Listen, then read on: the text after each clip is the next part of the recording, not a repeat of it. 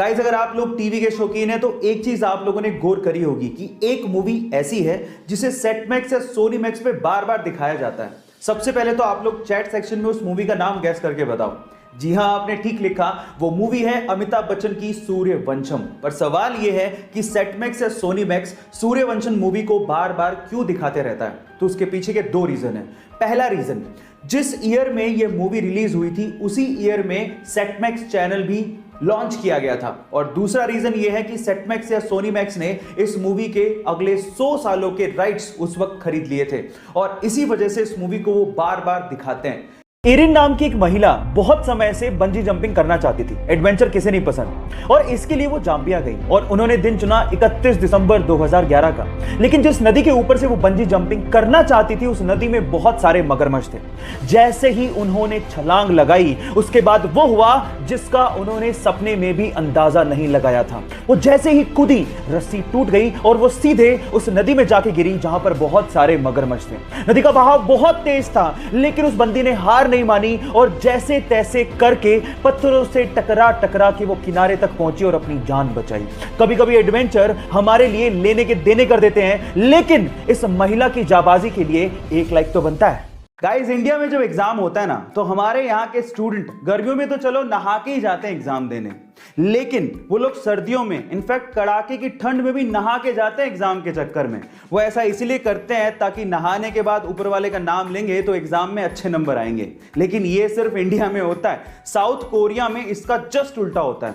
वहां के student exam के दिनों में नहाना बंद कर देते हैं और रीजन जान के आप लोग हैरान रह जाओगे।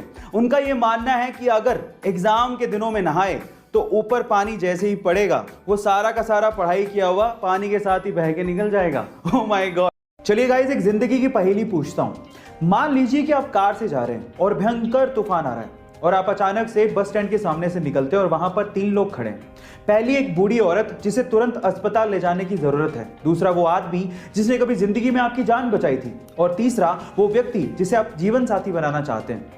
अब अगर आपकी कार में सिर्फ 2 लोगों के बैठने की जगह हो तो आप किसे बिठाएंगे? ये सवाल है। आराम से वीडियो को पॉज करिए और फिर जवाब दीजिए।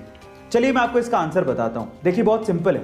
आप उस व्यक्ति को कहेंगे जिसने आपकी जिंदगी बचाई थी कि वो कार चलाए और उस बूढ़ी औरत को हॉस्पिटल लेके जाए, और आप अपने जीवन साथी के साथ बस स्टैंड पर वेट करेंगे उसी व्यक्ति का, ताकि वो वापस आए और आपको लेकर। सक्सेस किसे कहते हैं या आज इस वीडियो में मैं आपको सिर्फ बताऊंगा नहीं बल्कि दिखाऊंगा भी। तो चलो दिखाता हूं। 1994 के आपकी अदालत के एक इंटरव्यू में शाहरुख खान को बुलाया गया। जब शाहरुख खान गैलरी से एंटर हो रहे थे तो वहां पर बैठा एक भी शख्स ना खड़ा हुआ ना तालियां बजाई। शाहरुख खान अंदर गए, सबके सामने हाथ जोड़कर अभिवादन किया और अपनी सीट पे जाके बैठ गए।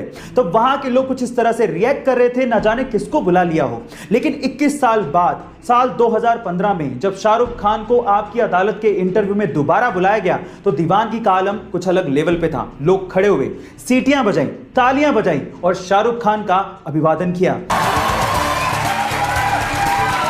गाइस, इसी दिन के लिए तो हर इंसान जी तोड़ मेहनत करता है। वो कहते हैं ना, खुद ही को कर बुलंद इतना कि खुदा बंदे से खुद पूछे, बता तेरी रजा क्या है।